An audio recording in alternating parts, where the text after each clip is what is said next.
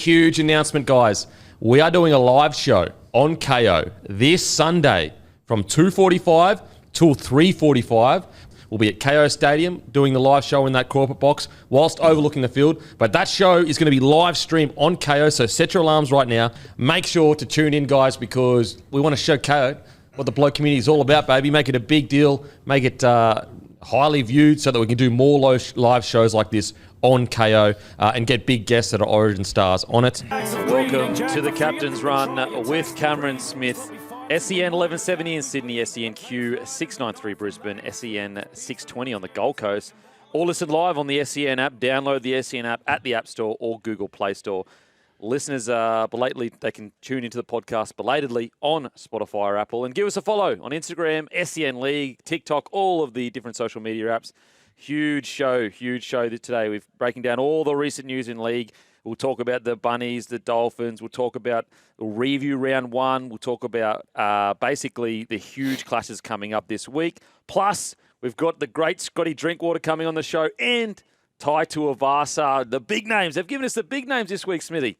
Big names, Kempy. Great to be back week 2 for the Captain's Run. What a lovely weekend of football it was. Well, I don't know how you went, mate, but my tipping, my goodness. How did you go? Let's be honest.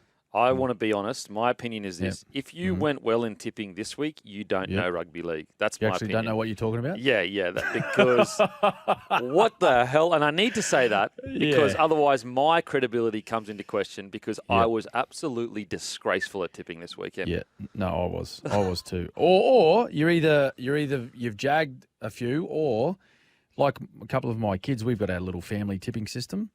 One of my kids, they forgot to put their tips in. So they got all a lot of the away teams won. Oh, okay. So they automatically get the away side.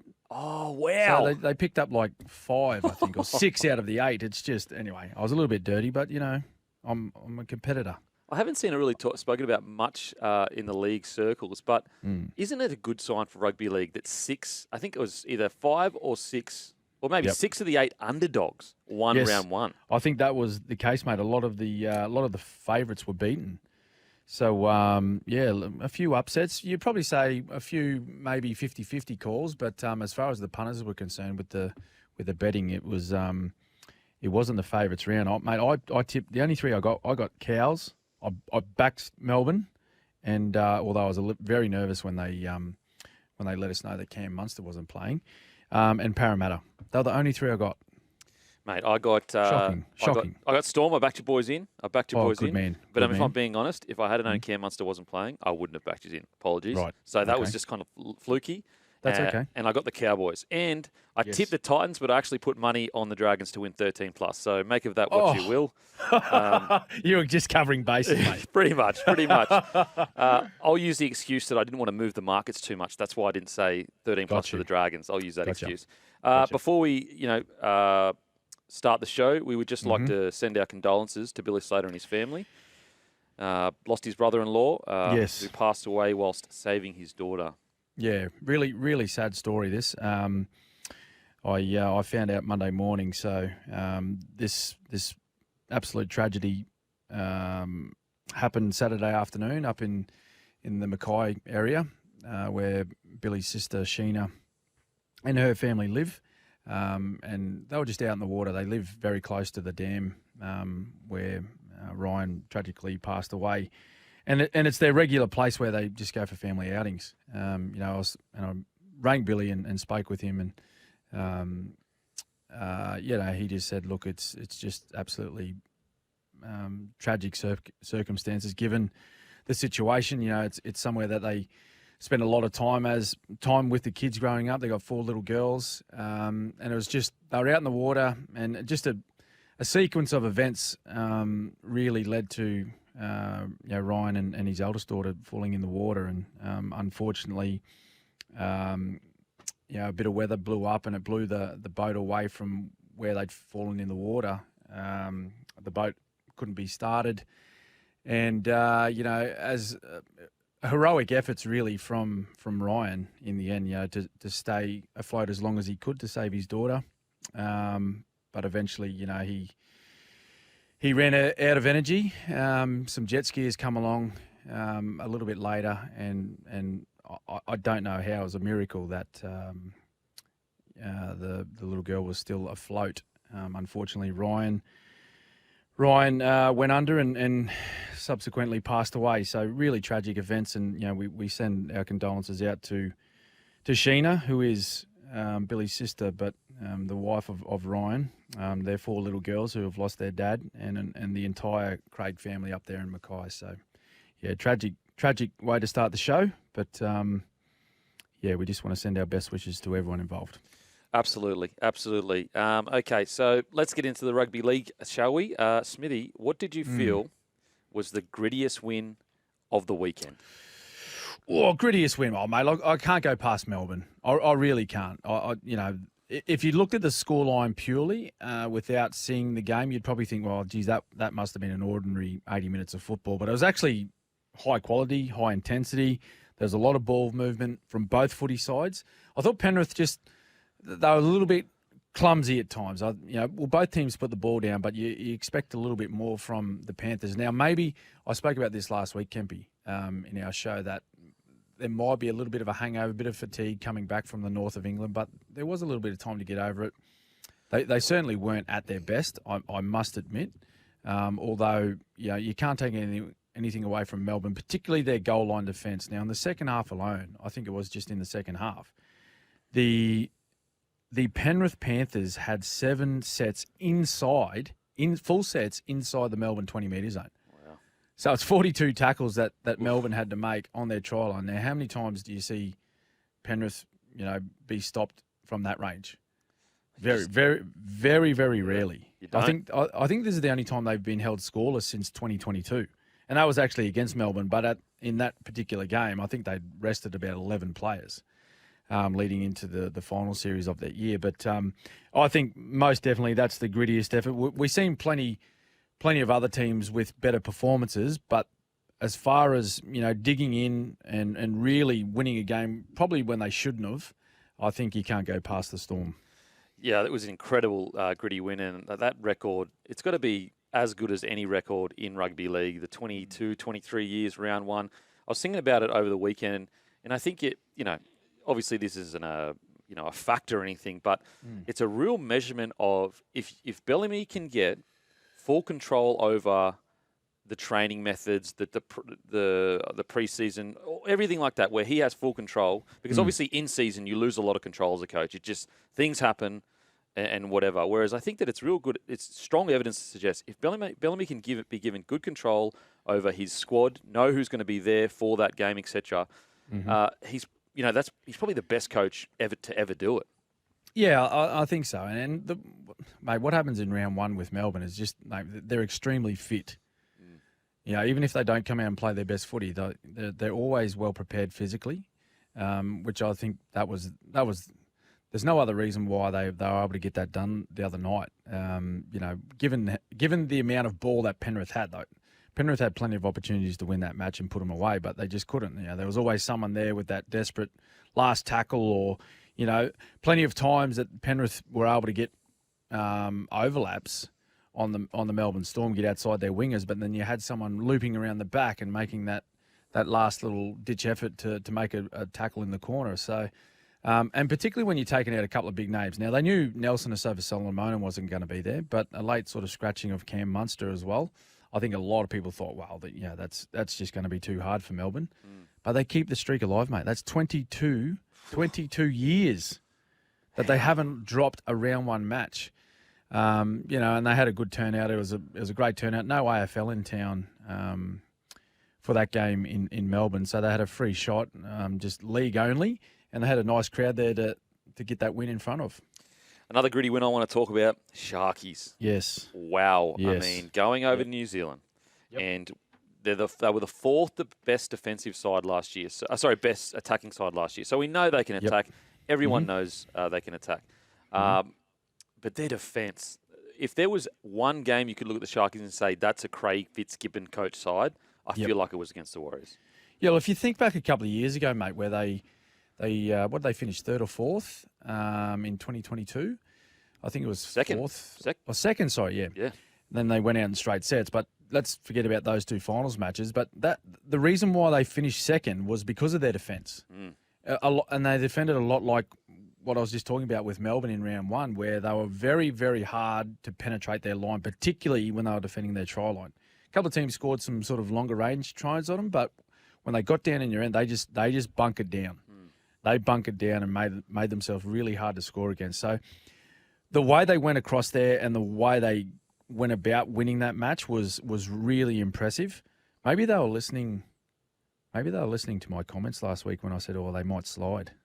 Mate, I think, you know what? And Fitzy said, hey, boys, have a listen to Smithy. Yep. He's written us off. No, but because, like, if you think about, like, the first half, mate, like, I think in the first 40 minutes, the possession rate was 85% to the Warriors. Like, crazy. Sharks had no ball. Yeah. They conceded 2 tries. They were down 12-0 early, and you just think, well, this is going to be a really hard week. Like, that's one of the harder road trips in the entire competition going over against New Zealand, particularly after the way they finished last year, and there's a lot of support for them over there. But to come away with a win like that was that they've got to be extremely happy with that result. Now we've got an opening text, which is this is what I want to start my day with. I should actually put this on the thing. Time for me to switch off. Smithy, even you are not good enough to raise the level of the team you have around you. Kemp, you are an artificial intelligence that is lacking the intelligence. You are like a vacuum cleaner. You make a lot of noise and you suck. That is... that's great. That's a roasting. Oh, that is great stuff. That is really good stuff. Make sure to text in. We've got some more texts here we'll get to after the break about the short dropout, about a record win from Bulldog Bob. So we're going to head to a break. After the break, we've got plenty more rugby league to talk about. AJ Brimson was a success in the centres, plus Canberra defeat the Knights 28-12. Fatty Vautin is up to his old tricks, and we have some audio here that we would just like to set the tone for the podcast today. Have you got a plan for Jonathan Thurston today? That's a G up. All right, thanks, Wayne. Thanks. See ya. Back to you, someone. Oh, he's the best. Oh, mate, he is the best. He is the best. So that was Sunday at the Dolphins Cowboys game, of course. If you remember back, it was just a little joke with Wayne when he interviewed Wayne last year when they were taking on Penrith, and he was unaware that Nathan Cleary wasn't playing. Yeah. And he asked him in the pre-game interview, he said, what's the plan for Nathan Cleary? And Wayne turned around and he said, mate, he's not playing. So the great man, great preparation, always knows what's going on. But, that was a little setup. Mate, there's certain people that are funny, like their humour is timeless, and Fatty Vautin is that man. Now, can I give a little shout-out to the great man, Fatty Vautin? Oh, of course. I was actually I snuck out for just a little hit of golf this morning, and the great man was on a fairway, and this is I know it's not funny, but he's okay now, so I'm going to have a little bit of a laugh. There was someone playing from behind, right? And he's in the middle of the fairway, and they've actually absolutely middled this ball, right? And guess where it ended up? No. Straight square in the back of the great Paul Vautin. No. So fatty. He's probably laid up with an ice pack on his back at the moment. So, fat man, mate, I hope you're okay. We are calling again for Channel 9 on Thursday night football at the Broncos versus the Rabbitohs. Mate, I hope you're going to be there. Oh, wow. I hope I see you there. You know what? He walked out of the house in the morning and goes, I'm just going to relax, have a nice relaxing hit down the golf. Mate. Man, that's great stuff. The great man. Okay, we've got a text here. Boys, Okay. not a fan of this short dropout rule getting a scrum instead of a penalty. All teams are doing now is going short, and it's a lucky dip to see who can bat the ball back. No skill involved, penalising kickers for getting a dropout. Now, I don't even think it's a scrum. I think it's just to play the ball 10 metres in from where it lands if it goes out. Either way, there's no punishment. Basically, it's just to play the ball. You don't get a penalty against you. Smithy, would love to hear your thoughts on this, mate. Yeah, look, when I heard this rule change come out, I must admit, Kempy, I wasn't a fan, and I don't think I'm still not a fan. I think it takes away any consequence of a lack of skill, because this is absolutely one of the hardest skills in the game is to be able to execute a short dropout and get it right on the spot every time. How many times across the weekend, like, do you see one just not go 10 meters and there's no consequence now? You know, so like forever and a day, it's been a penalty in front of the post if you don't get that right. So, you know, now it's just, well, teams just go, well, if we don't get it right, we'll just defend our line. And there's this mindset now in the game that it's harder to attack inside the 20-meter zone than it is from outside the 20-meter zone. So from a defensive point of view, if you don't get your short dropout right and you're giving a team a play the ball 10 metres out from your line, you're pretty happy to defend your line, if you understand what I'm saying there. I just think that, you know, like if it gets down to, you know, the final 2 minutes in a game and, you know, it levels a square or you might be up by one, you know, back in the day, like it's a big call to go for a short dropout to try and get that ball back. You know, if you're not quite confident enough to do it, then you just kick long. Do you know what I'm saying? Yeah. Whereas now they just go, well, there's no consequence. Just as long as everyone's on side when they kick the ball. If it doesn't go 10, you know, like it's just to play the ball. I'm not a fan of it at all. I'm not a fan of it all. And I'm trying to wrap my head around, and you said this off air, is like, what's the kind of thought process behind it? Because if the thought process is we want to make the game as attacking, like friendly as possible, well, you're actually punishing the attacking side for doing the right thing, which is playing good attacking footy, getting down to their end, laying in a grubber, who I would argue behind the dropout, the short dropout, just underneath that for hardest skill in the game, it would be probably rolling it in for a repeat set. It's a tough thing to do. And so it's not actually promoting attacking footy. All it's really promoting is some sort of spectacle of there is a chance something random will happen. Yeah. When what I don't get is I find, for example, every single dropout that I saw this weekend, I was not excited one bit, did not care. Whereas watching the Sharkies, watching the Storm defend set after set on their line, that is exciting to me. That's rugby league. That's just as much as part of our game as it is Fox flying down the wing for an incredible try. Yep. No, absolutely, mate. So, yeah, we've seen a few rule changes over the last, 3 years now, 3 seasons, which is starting to go away from, I think, the fabric of our game. So we just need to be careful. You don't want to see a rule change every season moving forward. I really don't. I might just be a old washed-up player that just thought that the days of when I was playing footy that it was the best style of footy going around, but I might be wrong, you know. But I really didn't feel or think that, you know, we needed drastic changes to our game. I thought it was a great product. I thought it was a great sport to watch on TV. I thought it was entertaining already. The best way to let, you know, these players play the game and keep it entertaining is ask the referees to referee the game the way they did in Vegas. Yeah. Or the way they do in State of Origins. Yeah, or the grand final. You know? Just put the whistle away, boys. Yeah, absolutely. Just leave it in your pocket, let the players do their thing, and everyone's happy. Yeah. It's it is super bizarre that when the game is on the biggest stage, the NRL know because the refs ref it differently. So they do. So they do, mate. They're aware of it. Absolutely, they do. So I don't get the idea of, okay, we know this is the best product. Yes. But then weekly we go, no, we're not going to do that. We're actually going to police it quite heavily. Yes. Very strange. Correct. Okay, we've got a message here. Hi, Cameron and Denon. Hope my message comes through and is read/covered. For what it's worth, your program and coverage of rugby league matters is absolutely knowledgeable and outstanding. Most enjoyable. Keep up the excellent coverage of the greatest game of all. Regards, Condrulius. P.S. Fletch knows me as Finance Con. Wow. Finance Con. The Finance Con is backing us in. Great work, Con. Thanks. Thanks, mate. Appreciate it. Nice Appreciate text. it. Well done. Okay, let's quickly. Actually, we'll go to more text and then we'll get the games after. Hey, Smithy and Kempy. Storm also kept Penrith to 0 in a 20-0 result. 20-0 result. Sorry, in 2015 round 13. Another question here. Highlights, great show. No Xavier Willison for the Broncos again. What is going on there, Kempy? Cheers, JJ. Yeah, what are you thinking there, mate? Is there an injury as to why he's not playing, or no? He's actually playing reserve grade at the moment, isn't he? No, yes, I think he's fit to play. Look, the way I see it, and I've got no insight, this is just outside looking in, it just looks to me like it's a long season. You want him peaking in finals footy. If you can afford to ease him into the year rather than getting him round one, playing 27 rounds, if you can afford to do that, I think it's worth it with a rookie, especially in the forwards. What do you reckon, Smithy? No, absolutely.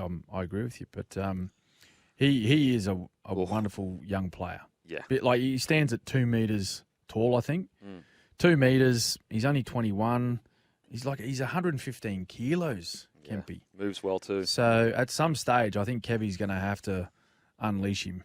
The biggest question I have with the bench, and we'll get to it in the game, is, on the weekend, last time when we played the Roosters, it was a huge disruption to our rotation when Piakora went off and we put Paddy out. And what I am surprised at is we don't have an edge back rower on the bench as it stands when I feel like that is kind of needed. But we're going to head to a break.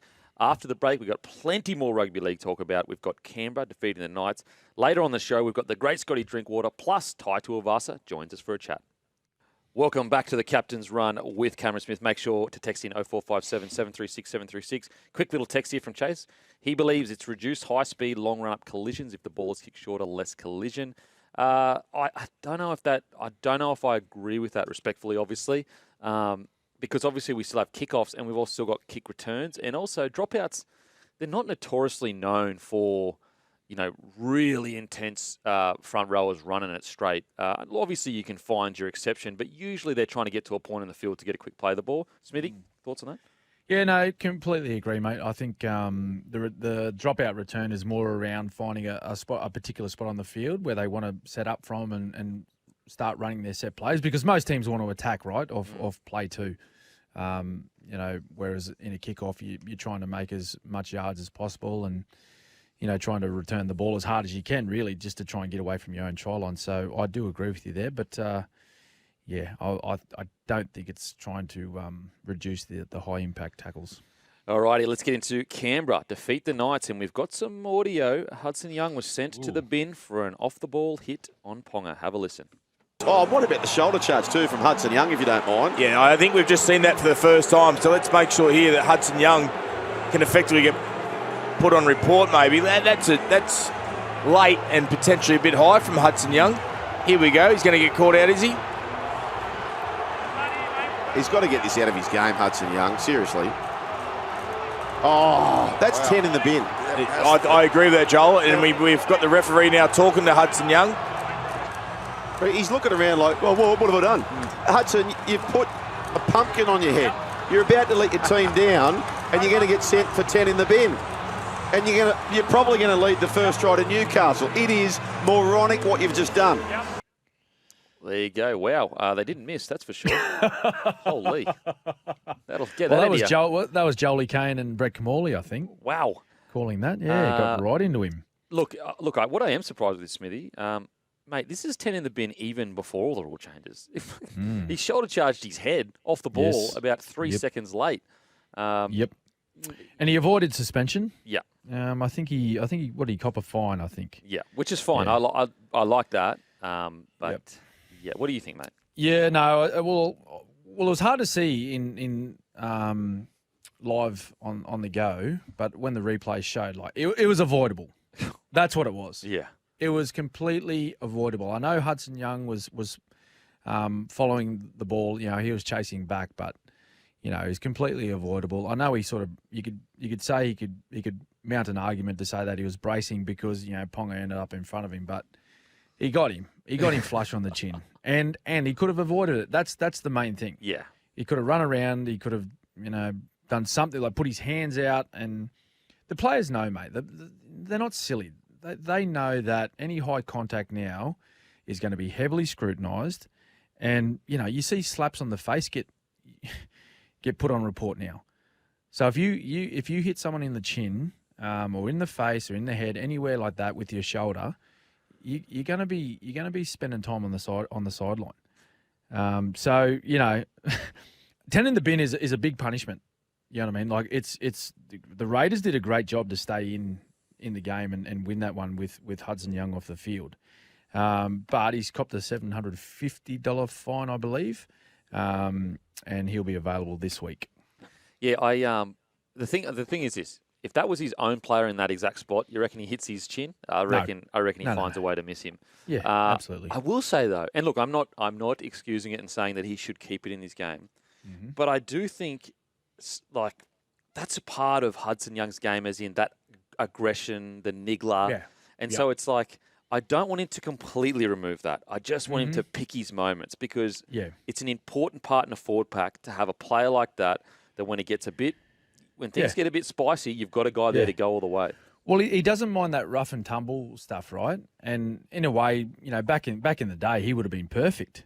When that stuff was just, well, you would say it was legal, right, back in the day. Or, sorry, I should say it was accepted in the game and it was just play on, like perfect. But the change now is that it's not accepted. But the thing with those type of players like Hudson Young, like that's the style of footballer that he is. Okay, so he has that sort of, I wouldn't say like he tries to intimidate people, but he plays it pretty rough, right? So he's in the faces of a lot of like the halves, the fullbacks, you know, the nines. If they get in his vicinity, he tries to rough them up a bit, and you know gets down and dirty at times, which is no dramas. Because the thing with those type of players is, if they didn't play that way, like they might not be playing first grade. It's the reason why he's in that football side, and I'm pretty sure, you know, knowing Sticky, he loves that type of stuff. Yeah, he loves getting under the skin of the opposition. He loves agitating, you know, the other players in the other team and taking their focus away from what they've set out to do or what they've planned to do during the week. And maybe that's why they got that result of 28 points to 12 against Newcastle at Newcastle.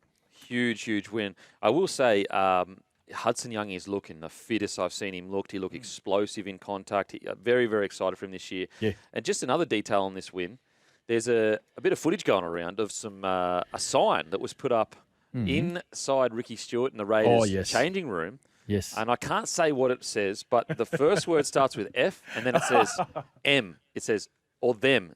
M short for them. Yes. And I thought, look, I would say the Raiders are getting into the areas of Storm where, not as on the same level as Storm, but every time you count them out, they love it. They love it. And the Raiders are every time you count them out, they come out and do something like this. So what you're saying is Sticky's very, very good at creating it's us against the world mentality. Absolutely. That's what you're saying? Yeah. What do you reckon that would have been off the back of that golden point or extra time victory last year? Newcastle? I reckon off the back of that, as well as just the amount of people that saying that, you know, Raiders don't have points in them, their spine isn't the best. I mean, Fogarty had one of his best games of his career. So I think this is a great one. Do you think there's concerns for the Knights? Well, mate, like that was a wonderful opportunity for them to get their season underway in a positive way. But I'll tell you what concerns me is, mate, I don't know if you remember me talking about the Knights last week, but watching them in their preseason game against Melbourne, like they had a pretty decent side that day, like close to what they rolled out last week against Canberra, and mate, they showed nothing. They showed me nothing where they got me excited about them, other than maybe a handful of touches from Kalen Ponga, where he had a couple of good runs like he did the other night against Canberra, and as he did against Melbourne in that trial in Fiji. Outside of that, like there was nothing to get me excited about the way they played, particularly the middle forwards. I thought they were outplayed by Melbourne, who they didn't have their all-star forward pack playing. And Melbourne, like when you look at Melbourne at the moment, like they're not a massive football side. You know, they don't have, apart from Asofa Solomona, who is not playing at the moment, he's injured. They don't have a huge forward pack. Whereas you look across at the Knights, they got the Saifidi brothers. Like they've got decent size men playing in the middle. So that is a little bit concerning for me. I don't know if they've made any changes for this week, but you know, again, I thought, you know, Ponga, he had limited opportunities, but he looked pretty good. I thought he, you know, that one sort of line break that he made up the middle. That was a good sight to see. It's great the way he brings the ball back positively and runs aggressively. That's when he's at his best. But it's a little bit concerning, mate, with the way they went down at home. Yeah, look, it's not the clunkiness that I have any concern with. It's not necessarily. It's more just the intensity. I just didn't see the same Steel City intensity. Because look, anyone can come out round one and be too intense. And if you're too intense, you go, look, that's fine. A bit too intense. They got a bit ahead of themselves, got a bit too excited. I just didn't see that with the Knights. I didn't see a side that was almost chomping at the bit to be on the field. Now, maybe that's due to a plan. Maybe Adam O'Brien has a late season plan where he's going to sit there and go, okay, we're going to start off slow. We're going to build into the year, which, to be fair, that's kind of what they did last year. But I think that, unfortunately for the Knights, unless they come out and show, glimpses of what they were last year early on, the pressure is going to be absolutely huge with the headlines and the media. Mate, what's your thoughts on Cogger? Like, so at the moment, he started off the bench last week.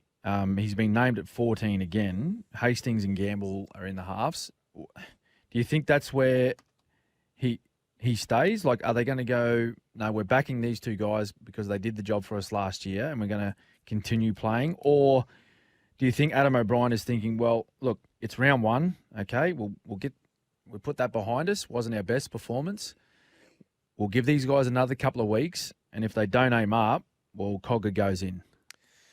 I would be giving I'd be giving round one, round two completely free rein to Tyson Gamble, Hastings, not because of the performances they've had, because they obviously haven't been great, more for team morale and setting the standard of I will be loyal to players that have done well and taken us to certain places.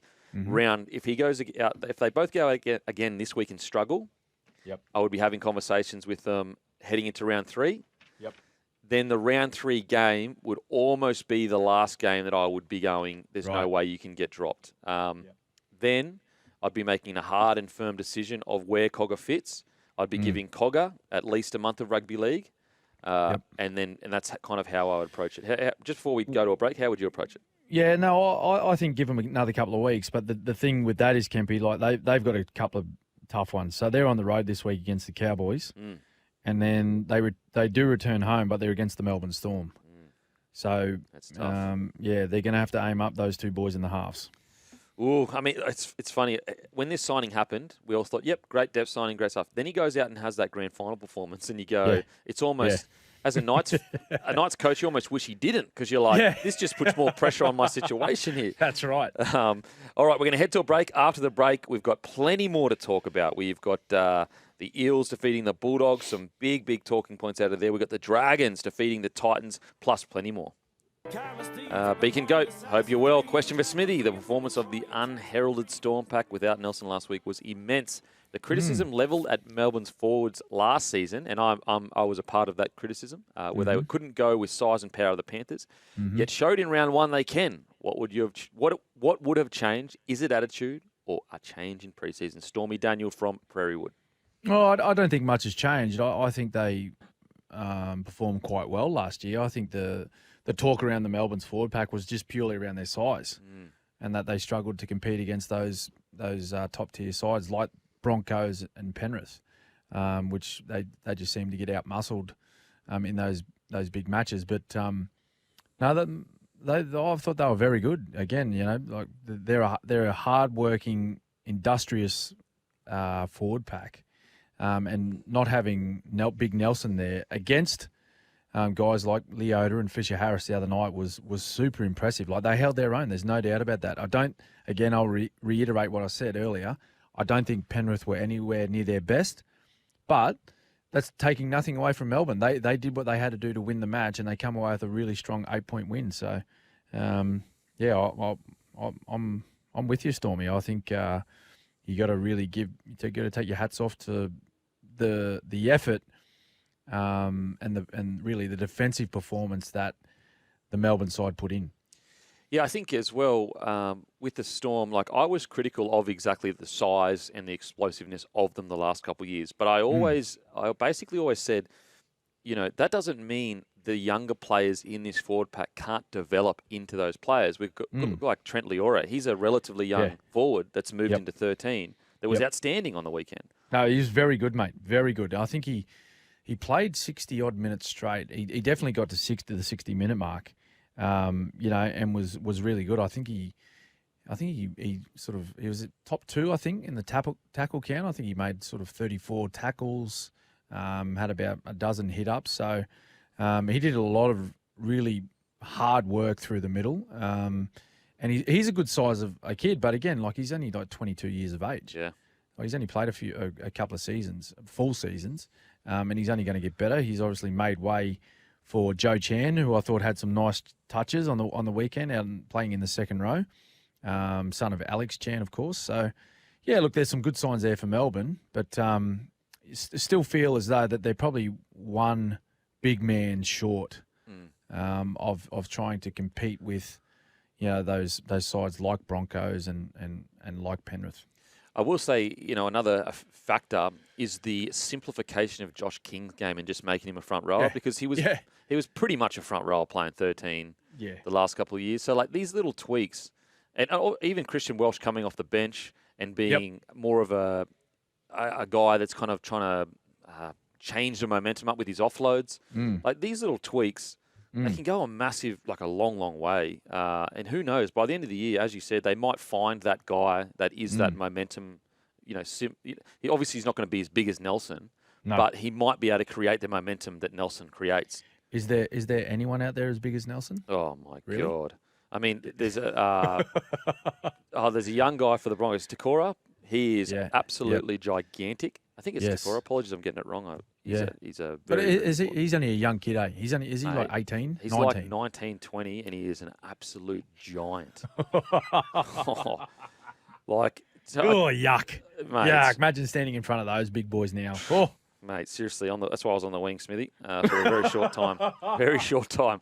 We're going to head to a break. After the break, plenty more rugby league to talk about. We also have a caller. It's Greg Lawton, or either he's from Lawton. But, Greg, you there, mate? Yeah, mate, yeah. I'm just ringing up. Quick question about the Hudson Young incident. I thought a shoulder charge to the head was a suspension, not a fine. Yeah, I mean, for sure. I think, Smithy, what do you reckon, mate? Yeah, no, that's a fair point that Greg makes. I guess they're taking into account that it wasn't in a ball-carrying situation, Greg, where Kalen Ponga was sort of, he'd offloaded the ball and was just sort of milling around sort of in the middle of nowhere. Hudson Young, as we spoke about earlier, was chasing back. And I reckon they've taken into account the reasoning behind what Hudson Young spoke about, how it's just it was a reaction. It wasn't like he'd lined him up and tried to tee off on him. So they've taken that into account. But I completely understand where you're coming from because, either way, taking into account, the situation where it happened, at the end of the day, though, it's still high contact, isn't it? I guess if Kalen Ponga was returning the football and Hudson Young would have got him high like that, he'd probably be looking at least a week on the sideline. So it is a funny one, but look, I don't mind. Look, there really wasn't much doing, in my opinion, and I think a fine is sufficient. I think we've lost him, but it's a very fair point because, put it this way, and they like to say we don't rule this way. If Kalen stays down and gets HIA'd, I guarantee he's suspended. Yes. But I guess you have to have some kind of grey area where, look, would we really want a bloke suspended for that? I don't think so. And I agree with you, mate, where there is an argument to be made he was bracing for impact. Yep. So, look, I'm glad that he wasn't suspended, but the caller makes a fair point. If it was black and white, that's what you'd look at. Now, let's get on to Sharkies defeating the Warriors. Mate, what do you reckon of this performance by the Sharkies? Yeah, no, big performance. We mentioned off the top, it was a pretty brave performance. When you're talking about gritty games across the weekend or efforts from teams, it's no doubt, Storm and Sharks. Given where they were, particularly in the first half of the footy game, you sort of looked at a point in that match where you thought, well, this is going to be a Warriors victory. But the Sharks They come back and that's probably one of, I guess, looking at the last couple of seasons, Kempy, I reckon that's probably one of their better wins. Just given it's round one, over in New Zealand, always tough to go over there and play and get a victory, because they are taking on. It's a quality outfit, and they've Sean Johnson, of course, coming off one of his best seasons. Roger Tuivasa back, he had some nice touches. Aden Fanua-Blake, just incredible. Like, scored a try, had a nice line break. He is such a good player. But the Sharks found a way to get it done. It was so good.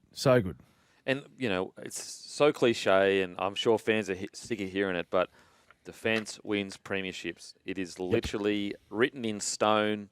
I reckon they found it written on a stone about 3,000 years ago. You think? Defence wins premierships. It does, mate. It just does.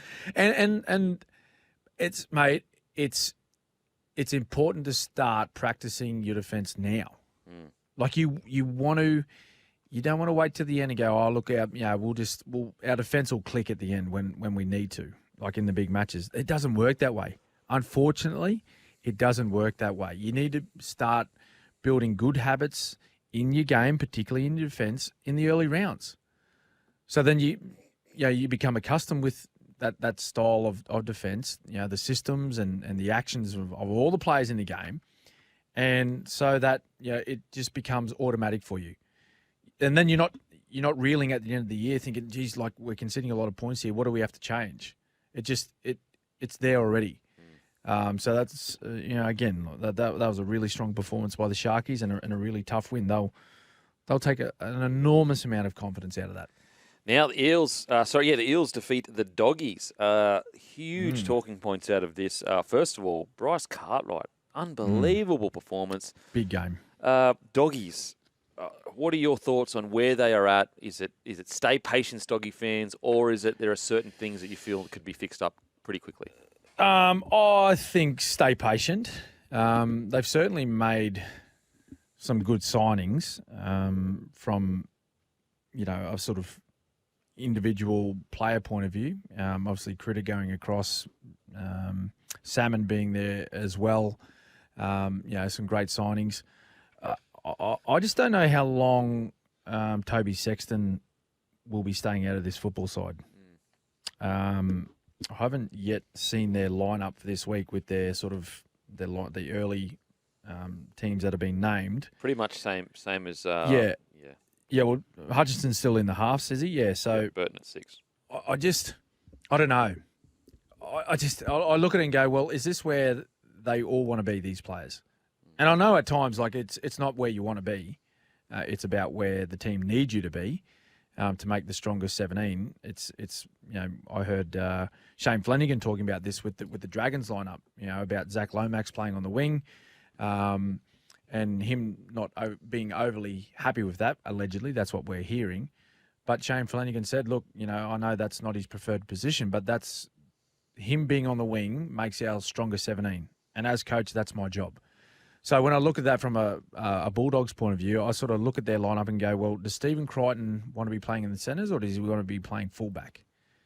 I don't think Toby Sexton feels as though he should be sitting on the sideline. I think he thinks he should be playing in the number 7 jersey.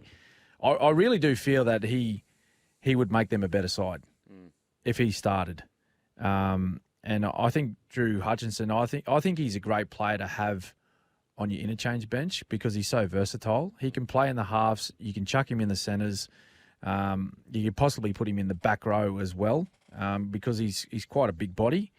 So he's got that versatility of being able to fill different positions on the field, back line and in the forward pack. I just think, there's something small missing with that footy side at the moment, given the amount of quality players in that footy side. Yeah, I have to say I am surprised at some selections in this side. I believe that, look, Stephen Crichton didn't sign to play fullback, but he is open to playing anywhere in the out-back line. Yeah. And I just think with where they're at right now, you need your best players in key positions. Mm-hmm. And Critter, I don't see... Taff, I think, needs more time in New South Wales Cup to build a bit of confidence. Mm-hmm. And Critter, he just hasn't been given an opportunity at fullback. What I don't get is, okay, we know for sure he's one of the game's best centres. So at any moment you can move him back there and you're sorted. But what if he becomes one of the best fullbacks in the competition? Like, we don't know whether he can or he can't.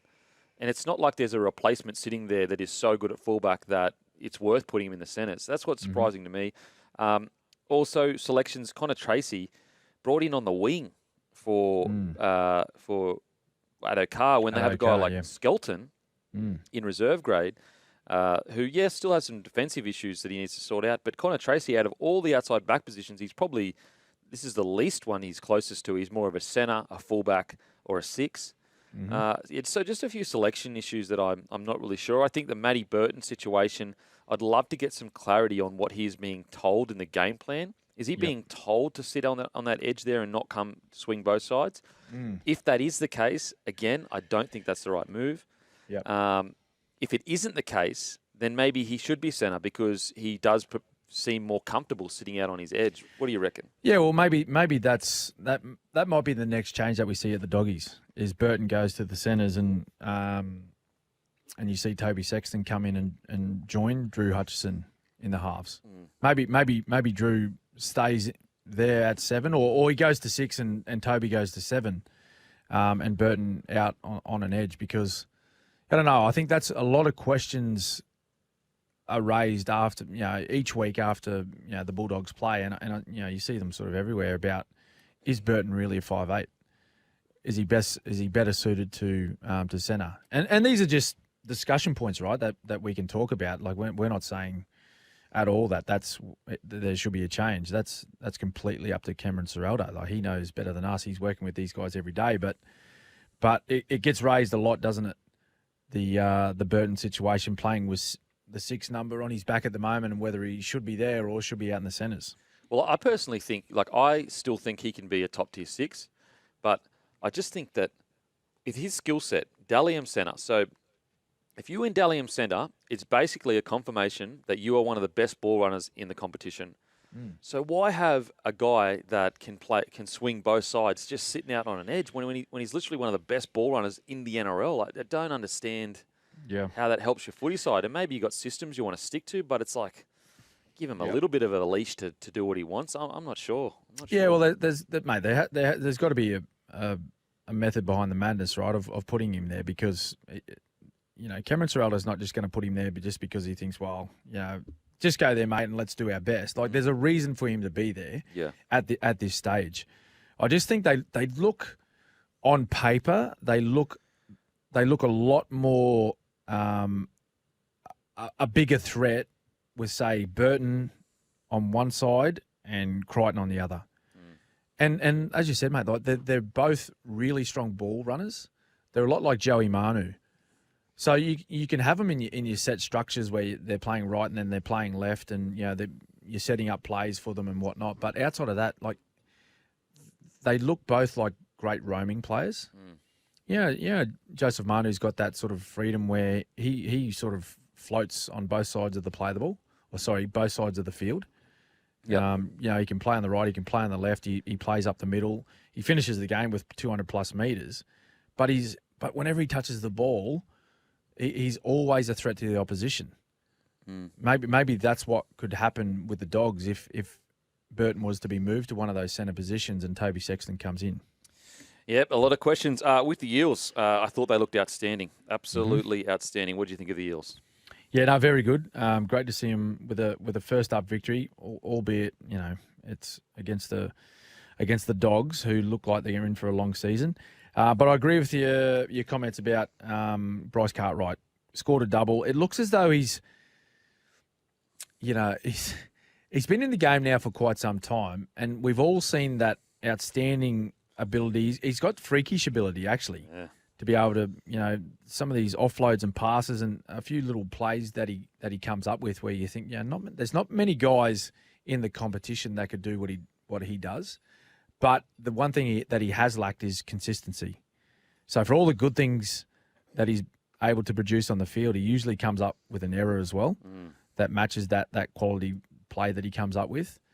But he seems as though that he's minimised that in his game now, and he's picking his times a lot more sort of wisely to come up with those plays. On top of that, mate, I thought he defended strongly. He was a standout in that game. And, the other guys supported him strongly around him. I'm really excited for Brown as well. I just cannot wait to see him play a full season. Mm-hmm. What were your thoughts? So Brown basically took control of that team and led them around the park. Mm-hmm. What were your thoughts on keeping Mitch Moses on the field when he clearly had... Look, was it enough of an injury not to play? Maybe not, but there is clearly an injury there. But what is it? Is his groin issue? Well, they've said he's good to be selected for round 2, but if it's round 1, your key playmaker, mate, if he's limping at all, get him off. Yeah, well, maybe it was his choice, mate. A lot of times where, particularly those key position players, the runner goes out there and says, mate, come off. But nope. They just say no. Tell the coach I'm staying out here. Yeah, okay. And they leave him out there. Yeah. So I think it was that big of an issue, and Mitch realised that as well. I think he would have come off the field. So he must have been okay at the time, but I think it's something to be monitored for sure. I would just hate, Mitchell Moses, his development has been absolutely incredible, and I would hate for him to miss, 4 to 6 weeks because he's too competitive. He wants to be out there too much. Now, we're going to head to a break. After the break, we've got the big fella, Tai Tuivasa, on the line. What is up, ladies and gentlemen? Welcome back to the Captain's Run with Cameron Smith. I've got the big fella, Tai Tuivasa, on the line. How you going, brother? Okay, he can't hear Tai. us. He can't hear Big us. Ty's not there. Uh-oh. He's brushed us. We've been brushed by the big fella. No, I'm sure we'll get it to work. I think we could hear him earlier. I think it's just on our end that he can't hear us. So we will make sure we get that sorted soon. Until then, though, let's talk about the Dragons v. the Dolphins. Yeah. The Dragons v. the Titans. Jeez Louise. Yes. No, well, mate, great performance by the Dragons. Yeah. I think for mine, they were the surprise packet of the weekend. Absolutely. They were very good. Tyrell Sloan, outstanding. Kempy, 3 tries, and backed it up with some pretty good fullback defence as well. He was involved in a couple of try-saving efforts. For mine, I don't know about you, right? But for mine, they seem like a very confident footy side this year. I know it's round 1. Okay, we're saying that about everyone. The teams that have won and lost, but they just seem like they've gained a bit of self-belief with Shane Flanagan in charge, and particularly a guy like Sloan, who there's a lot being said about his career so far, and he's still a young man and still growing, his career in first grade footy. But lots been said about him, whether he should be there, whether fullback should be his position. It just looked like he was really confident within the role that was given to him with the number 1 on his back. Yeah, what I love the most about look, anyone can come out round 1 and just kind of ambush a team. That happens kind of each year.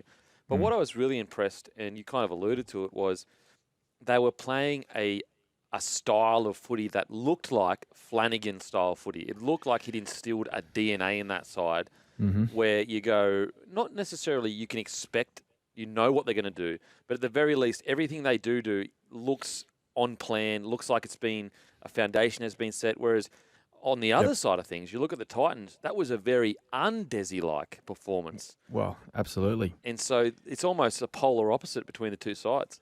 Yeah.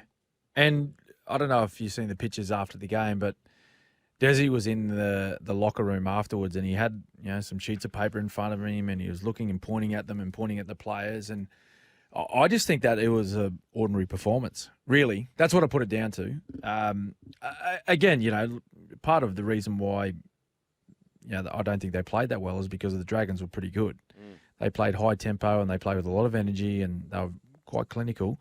I just think that the Titans didn't go out there and execute the game plan. Simple as that. And I think that's what Desi was sort of pointing to and talking to the players about was like boys, what happened? What was that?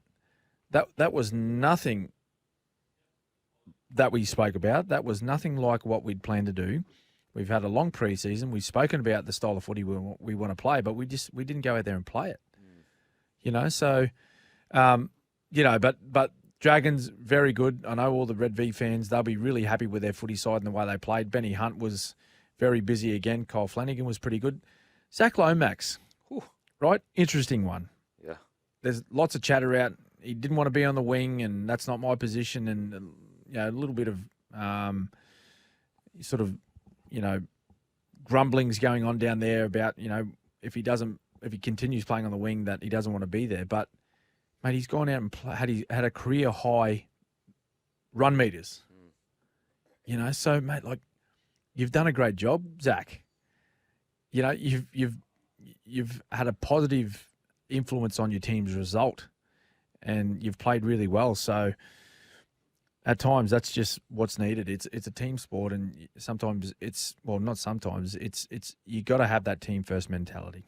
Yeah, so I read some quotes around Zach Lomax, and he basically said, "Yeah, I was a bit disappointed. I feel like right centre is my position, but basically, I'm happy to play wherever the team needs me." This situation is interesting to me because he's on a big wicket, and I just find it very interesting that a lot of this is getting leaked to the media. For example, his request for a release has been denied, and yet the ironic thing about that, it was only last year where it was reports were that the Dragons were shopping him around. I don't know. I think there might be a little bit more to the story of the Lomax thing and the fact that he's on a big wicket. That there might be potentially the Dragons are looking at it going, you're on a big wicket in 2025. Maybe we do look to move you on, and they're trying to create that environment where, the club doesn't look bad. I don't know. Look, this is all assumptions and outside looking in, but I don't think it helps anyone's cause by leaking to the media that he's requested a release. And look, if this is Zach's manager, then that's also bad. If it's Zach's manager leaking this stuff, that's also bad. But with what I spoke about this on my show on Monday was the good thing is this. All the chat was done. They got out there, and his actions spoke louder than anything anyone can say. And that's right. That's what he needs to focus on going forward. No, that's right. He performed well. Everything he did on the field, it looked like he was committed to the footy side. He was committed to their game plan, and that's why the result was what it was with the way the team played, and particularly the way Zach played. So great first up result for the Dragons. What did you make of the Titans, though? Now, before we get to the Titans, we do have Tai Tuivasa on the line. Back. Also, obviously, a UFC heavyweight, but I'm hearing reports he was actually a Roosters legend. You there, Tai Tuivasa? What's doing? What's going on, brother? Hey, Tai. Nah, bro, just chilling. Mate, getting ready for this fight. Yeah, I was about to ask you, mate, how you feeling heading into your fight against Tibiru? I'm probably saying that wrong. Is it Tibiru? Something like that. The name doesn't matter, hey, man. It doesn't matter. I'm looking forward to it, eh? Coming off a few losses, so ready to get in there and get back in the winning column. Now, Ty, before we get to your fight, mate, you grew up in Mount Druitt, out in the west near Penrith. Tell everyone about that, like your childhood, and did you grow up as a Panthers fan? I was a Panthers fan. Then I played for the Roosters. Then I went for them, and then then I got kicked from them and back to them. Now, Ty, mate, as you said, you'd come off a couple of losses. What has changed for you in this camp? Are we going to see something new from you, or are you going back to when you went on that incredible run? Are there certain things you've brought back? What's been different for you this camp, Matt? I'm injury / half injury free. I was a bit banged up before my last fight, and I didn't get to do much during the camp. It's no excuse. I lost, but this camp I'm ready. I had a few injuries I had to fix up, and I've been banging the pads for a long time, so I'm ready to roll. Mate, you made your professional MMA debut back in 2012. Talking about injuries and all that sort of stuff, how is the body coming across from rugby league? And tell us about that transition from rugby league into the combat sport. Yeah, I'm actually lucky, especially for a fatty. I've kind of always had good joints and that, so I've been pretty good. I had a knee recurve when I one of my fights before the UFC, but that's because I was in a leg lock and I didn't tap. but you learn that along the way, and but it's been my body's held up pretty good. I think that maybe there might be a few more injuries in rugby league just because it's every week. You know what I mean? So it's a bit different. Mate, and your good friend Tyson Pedro retired from MMA recently. Did you see that coming, or was that something that you kind of just saw on TV? He let me know that he was thinking of something else, but good on him, and I wish him the best. The MMA scenes, it's kind of hard for some fighters, and I think he's making the right decision. If your heart's not in it, fuck, there's no use doing it, eh? And mate, coming up against Macron, what's the mindset? What's the game plan going into this bout? Macrons. Are they them sweet things? Marson. Sorry, Marson. Yeah, you're making me hungry. I feel like a fucking macron now. What's the mindset coming into this bout against Marson? I'm coming in to hurt him. I'm coming to win. Win is the main thing, but I want to do it in bare style. Get in there, get it over with, and let Vegas show us what we got.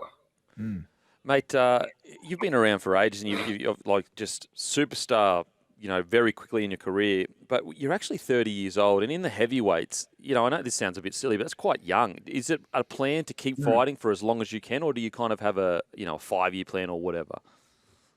I feel like I'm getting better. Obviously I don't want to.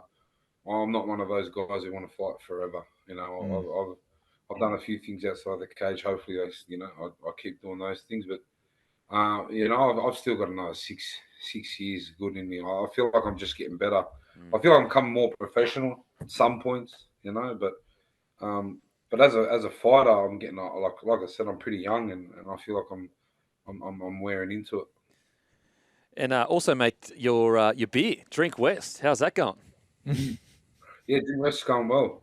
It's going well. Doing it, going out there. We've got a brewery going out there in Penrith. We've got the beer selling out there, and it's going pretty well. And were you a part of the potential celebrations after the grand final win last year with the Penrith boys, or what?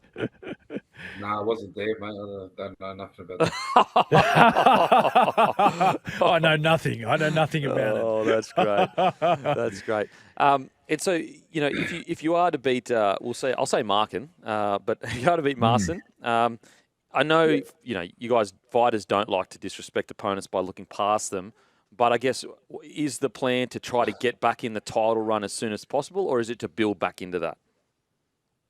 No, well, my last 3 losses, my last one, I was close to winning, but it didn't go that way. And the 2 fights before that against the top 2 in the world, so yeah, it's not like I'm losing against fellas at the same areas leagues, So I'm doing all right. I just need to get a win back in, remind everyone, and then that's it. Whoever wants it next can get it. And you have you been? I know there was a period there you were training in Dubai, if I remember correctly. Are you still doing that, or are you back in Australia training? No, I'm back in Australia. Yep. The Dubai was great for me, but it was because of COVID. I couldn't be home, and I'm not too good with rules, so. Mate, do you follow? Like, I know you're back in Australia with your training and all that. Do you follow the league anymore? Do you get time? Yeah, I literally watched the Panthers. That's yep. That's about it. And from last week, they better pick that up too. Mate, make sure to watch this Sunday. The big fella will be fighting, and mate, I've just loved your career, and obviously we caught up I think it was last year. You've also got a bar out in Penrith Ways. Is it Flower? What was it called again? Yeah, the flower shop. Yeah, I got a bar. I've got a few things. Hey, stop it! You've got your hands in a few pies. Stop it. Well done, mate. I like eating, so mate. Thanks so much for joining us, brother, and can't wait to watch you this Sunday. Welcome back to the Captain's Run. We are here for Chemist Warehouse. Protect yourself and those around you from the flu this winter. Book your flu shot today at Chemist Warehouse. Smithy, Cowboys v. the Dolphins. Cowboys running absolute right. What do you think of the game? I thought they were very good. One of probably the best performance, I guess, across the weekend, the Cowboys, from a performance point of view, both defensively and with the footy. But the Dolphins, though, geez, they've got to make some changes, and they have in their lineup. A few players are out already. Lemielu has been forced out. He's got a knee injury, so that's a forced change. But changes in the halves, changes in the centres coming already in round 2. And you know what? Like, I think Wayne Bennett would have looked at that performance and just thought, no, look, I'm not going to put up with that. I'm just not going to put up with it. Like, the ball control was awful. They really didn't play too much footy because most of the game they were using their energy trying to tackle the Cowboys and stop the Cowboys. So anytime they got the ball, what the Cowboys did was they were smart. They turned the ball over close to the Dolphins' try line, and then they just looked like a swarm of bees, trying to get around the play of the ball and just doing their best getting the ball off the line. So they were just rucking it out, one out. Cowboys were eating it up, and they were just trying to get the ball away. So great stuff by the Cowboys. Changes needed to be made for the Dolphins. I'll tell you who I was really impressed with was Zach Labert. Oh. Loved his first up game. He's only played 4 matches, right? He played 4 matches last year, made his debut last year. I think he scored, it was either 2 or 3 tries in those 4 games. And we did a little bit of a chat about him in the pre-game, and I just said, like, from my personal view, I was really impressed with the way he started his career last year in those 4 matches. Big body, moves well, got great skill. And sure enough, it was like his first touch or his second touch. They chose to run the ball on the last, which they got the Dolphins, I think, like 4 or 5 times on the weekend. Yeah. But anyway, he made a bit of a line break, beat two defenders, through that little flick pass dummy, which the hammer fell for, and goes and scores a try. So I thought all round, he had a great day. Oh, the Cowboys are super interesting to watch because they're up north. It's almost out of sight, out of mind. But when you actually go through their roster, they should be fighting for a premiership this year. They really should. Yeah, absolutely. But I love their brand of footy. What I find interesting, and I'd love to get your thoughts on this after the break, but the tactic of, and both teams did this, of when you get your attacking set on their line, running a big body at the fullback that is sneaking in at A marker there. And I wonder if we're going to see much more of that this season to force that fullback to get out of the A defender and be behind the line. Therefore, you get an overlap. Because it almost seems like once something's done, it seems so obvious. Like, why don't more teams run a big frontie or a big back rower at that small fullback? But I'd love to get your thoughts after the break. We're going to head to a break, and I get your thoughts on that. Thoughts on the dummy half? The fullback getting in at A. We always see it. Basically, what happens is when you're on your line, you put your fullback at A marker, which is the first marker from the next to the play of the ball. And then he'll get off the line and then sweep in behind the line as the ball goes past. Now, we've seen, especially in that game, teams identify that, send a large body, Josh Kerr and Nanai. Yes. What do you think about that? Yeah, I think it's a great play. It's a smart play by, particularly the dummy half that realises or is aware of that smaller body being in there. Because usually when you're playing the ball close to the line, around that middle part of the field, you're looking at front rowers or middle players with those bigger bodies that don't mind or have the ability to stand up one-on-one and sort of take the momentum out of that ball carrier out of their run. But yeah, we've seen a couple of times on the weekend where they played that short ball where they isolated that smaller defender, particularly Josh Kerr when he went over the top of Scotty Drinkwater. That was a mismatch if you've ever seen one. But it's smart play, mate, because you see pretty much every side utilises that style of defending where they add the fullback to that front line of defence to make it harder to penetrate. Essentially, it's 13 men across the one line rather than the fullback sort of sitting in behind sweeping, for kicks, or if that opposition side is going to shift the ball out wide and you go out there just in case you have to make a covering tackle. But it's a pretty good ploy that they used on the weekend. And I thought the big men for the Cowboys in particular were very good. Jordan McLean I thought started really well. Jason Taumalolo, the interesting one though. Started with, I think, what was he, number 10, 8 or 10, whichever one he was, but he started in that front row position and only played 21 minutes. Yeah. It's Not sure what Toddy Payton is, what his plan is with Jason this year. We have seen him play minimised time on the field when Todd Payton has taken over that footy club. But 21 minutes, you just think, like, is that the plan for the rest of the year? Or did he just say, look, Jace, mate, we don't need you out there today. Like, we've got this well and truly under control. Let's just save you up. Yeah, so I think after the game he was asked that question, and this is just secondhand knowledge, so he may not have said this, but I was told that he said he was just rested.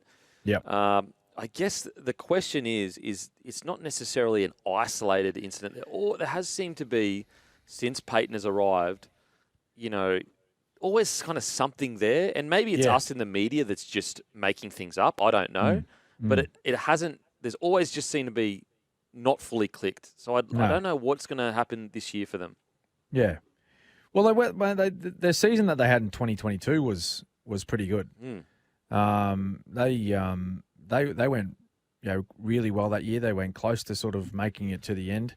And I really expected them to do much better than what they did last year. I forget did I have them as my minor premiers last year? I think I might have. Yeah. If I didn't say that, I had them in top 4. Well and truly, and they didn't even sort of fire a shot at the end. But I think they've got a list that they have to be playing finals footy. Have to be. Like there's no question. Like they need to be thinking every time they turn up to training, they need to be walking out there, and particularly when they go out game day, they need to be walking out with a confidence of we are a finals footy side. Well, I mean, you take out Nanai, Lukey, who are arguably the best back row pairing in the competition. Mm-hmm. They've got an Origin number 9, an Origin level. I believe Scott Drinkwater is Origin level. He was in the squad at the very least. They've got a Premiership winning 7 and an Origin 6. They're actually, when you look at spines in the comp, it is only the Storm in a similar situation that I can think of that have all those players at essentially at Origin or Premiership winning level. Mate, and then on top of that, Kempy, you've got international front rowers in Taumalolo and Jordan McLean, who was actually selected for Origin. McLean last. That's right, before injured. Yep, and then you've got an international number 13 in Ruben Cotter as well, and then you throw in the backline like international centre Val Holmes, international winger Murray Taulungi. Yeah, so they're littered with representative players. Littered. Yeah. So they need to be, they have to be playing finals football. If they don't play finals footy this year, they need to really, they'll have to sit down at the end of this season. That, like I said, if they're not playing top 8, and they need to have a really close look at themselves in the mirror.